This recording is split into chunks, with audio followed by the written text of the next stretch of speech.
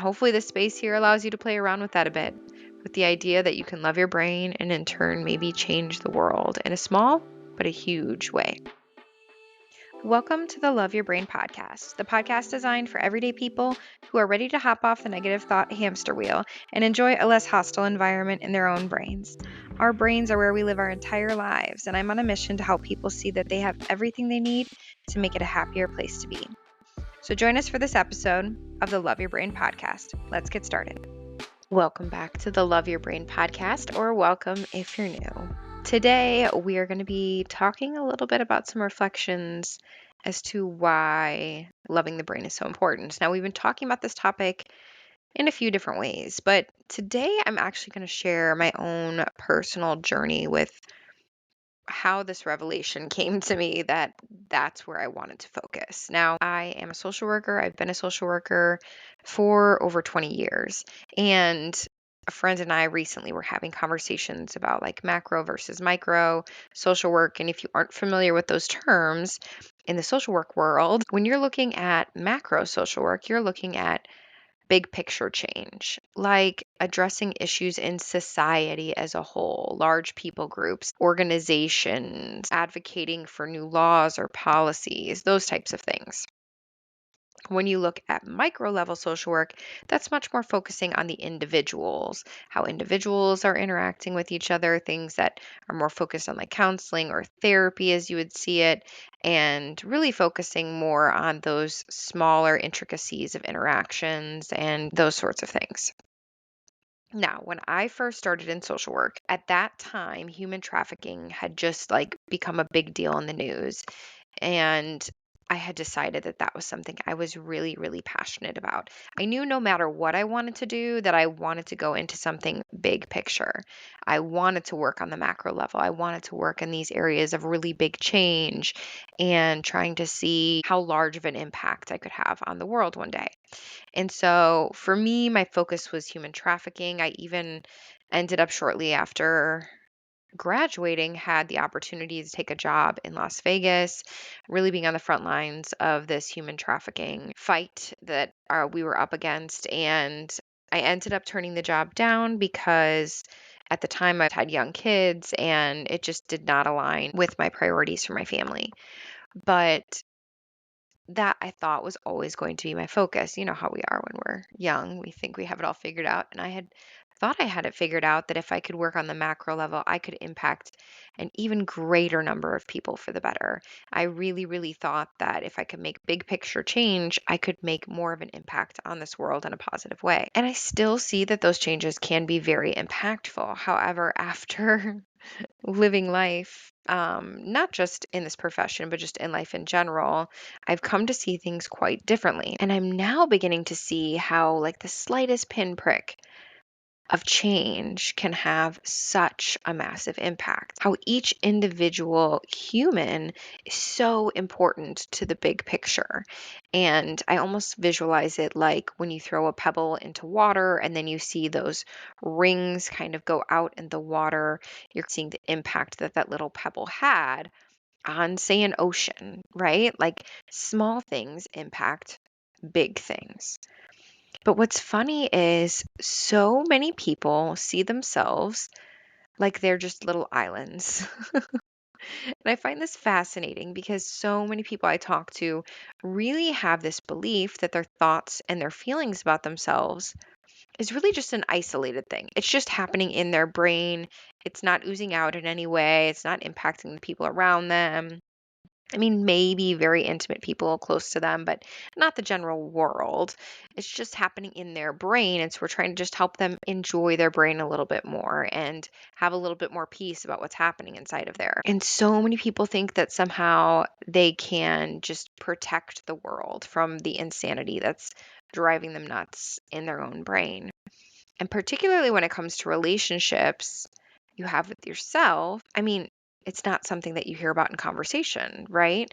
Typically, when you talk to people in passing in the world, they're talking about how their relationships with their parents or their children or their spouse is really impacting them in some way and how they're able to show up in the world. Maybe their kids are stressing them out or their spouse is getting moved to a different job and how that's going to impact them or how their parents have these needs that they have to address. They're talking about how their interactions with these outside people is impacting their day-to-day life.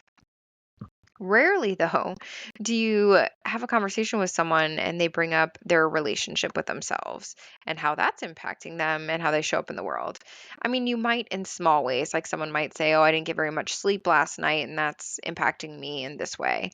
But typically, it's not, I'm really struggling with how I see myself or my relationship with myself, and that's really impacting how I'm showing up in the world. We don't typically have very vulnerable conversations like that on the daily. If you are, props to you. You have a really, probably a very cool circle of friends. But it's often the last thing we go to address is repairing or improving that relationship with yourself.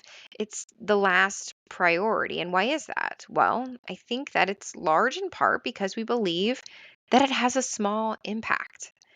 That even if a person doesn't have a super positive relationship with themselves, well, they can still show up as a good human in the world, right?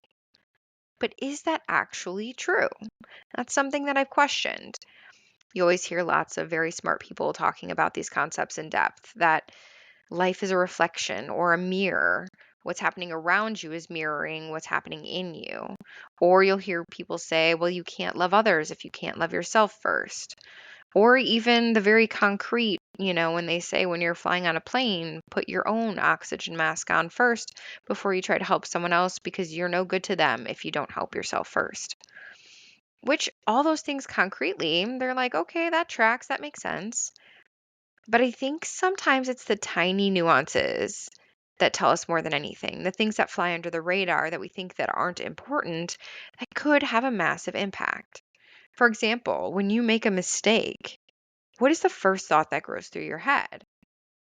Do you get super frustrated with yourself? Do you get so angry and irritated with yourself? And then do you think about how just simply having that thought could be impacting the world, not just the dialogue that's happening in your brain? Or do you even believe that it impacts the world in any way, shape, or form? What I want to share with you today is honestly less about facts or research and instead just about curiosity. I'd like to create a space for you to fill in as you would like, whatever you believe, whatever your theory is. Just have an opportunity to play around with some ideas that maybe you haven't played around with before. And so for me, today, my passion has definitely moved professionally from this macro focus on social work much more to a micro level of social work. But it's so crazy how I've seen how this micro level has such a huge impact on the macro level. And I'm not saying that one is more important than the other necessarily. I'm simply just taking you along my own thought process journey with how I came to where I am today. It's just such an interesting juxtaposition, these two things, that the smallest part can actually have the biggest impact. And to me, that is often the relationship you have with yourself. Quite literally, the smallest point of impact, or what appears to be. In many ways, the tiniest, most micro level interaction is yours with yourself, and how, in so many ways, that can have the largest impact on the world. Sometimes I think about what would the world look like if everyone loved themselves unconditionally? What do you think that world would look like? It's so interesting to think about. What do you think that would be like to just move through the world where everyone loved themselves unconditionally? I know sometimes we talk about, like, in a perfect world, everyone would love each other. I think that's great, but take it a step even smaller. What if they just loved themselves? What would that look like? How would you show up differently if you could achieve true unconditional love for yourself? Would that have any impact on your interactions with others, with the world around you? Do you ever think about the people that you know that you believe love themselves well? Or maybe you never thought about it before. It could be even someone that you don't know personally. Maybe you read about them in a history book, or someone that you just crossed paths with when you were going through the subway. What would that look like to interact with someone who loves themselves well? How would you know? How would you be able to identify it? How could you tell that they love themselves well? What would you observe about how they showed up in the world? Or people see when they catch you on a day when you're loving yourself well? What does it look like for them to rub up against someone who loves themselves unconditionally? So if I take myself back to 20 years ago when I was just getting into the social work world and wanting to have this massive impact on the world, thinking about what's the biggest way that I can do that. And now to where I am, still wanting to have the biggest impact that I can, but seeing that maybe that starts with that small pebble in the water and letting the ripples go out from there. I mean, as silly as it is now, I think if I was to go and attempt to fight human trafficking, I'd love to sit down with the traffickers and have some conversations about their lives and their concept of themselves and their journeys and the things that they've experienced and the thoughts that they have about life, which is so different than where I was 20 years ago. 20 years ago, me probably would have just wanted to see them all get locked up. But it's so interesting now, after being in this work for so long, how I'm now seeing those tiny impacts actually having such a large, long-term effect on the world. Because personally, I'm finding the biggest impact is when I'm doing the deep hard work of repairing the relationship with myself.